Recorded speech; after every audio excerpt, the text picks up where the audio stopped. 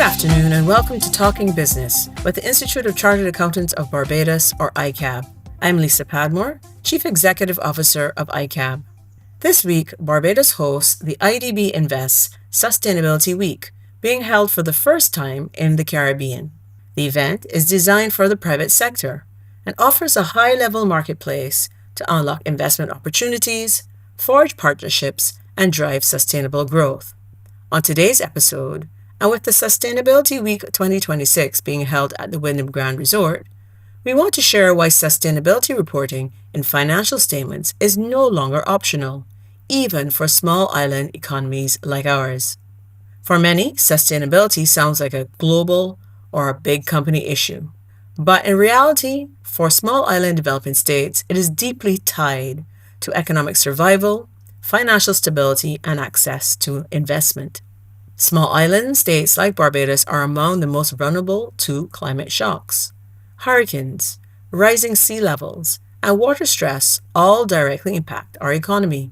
And because our economies are highly concentrated, especially in tourism and services, a single climate event can affect gross domestic product or GDP, jobs, and government finances all at once. For example, remember Hurricane Beryl in July 2024 and its impact on the fishing industry in Barbados? That was a single storm with a wide impact.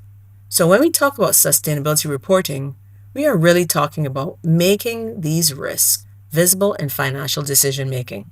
So what exactly is sustainability reporting? Well, at its core, sustainability reporting answers three simple questions. What risks could affect a business? How resilient is that business to shocks? And how is it preparing for the future? For example, are buildings properly insured or climate resilient? How exposed is a company to energy price shocks? Could shipping routes be disrupted by an active hurricane season?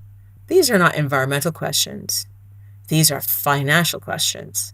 And without proper reporting, financial statements can miss material risks. And if risk isn't measured, it isn't managed. And that creates hidden financial exposure. This is where sustainability reporting is critical for growth.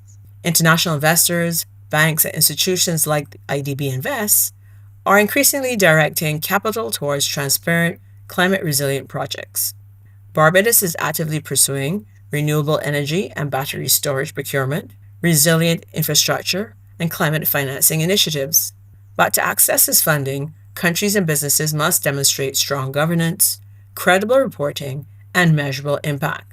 For small island developing states, sustainability reporting is not just compliance. It's a gateway to capital and economic opportunity. So why does it matter even for small businesses? Well, it's easy to think that this only applies to large corporations, but that's not the case. Small and medium-sized businesses are part of supply chains, they're dependent on tourism, and exposed to utility and import costs. Even basic steps matter, like tracking energy use or understanding climate risks and planning for disruptions, because increasingly, lenders, insurers, and partners will ask these questions. This is where accountants come in. The profession must help businesses measure risk properly, improve disclosures, and build trust with investors. Just as we moved to international financial reporting standards, we are now moving towards sustainability reporting and assurance.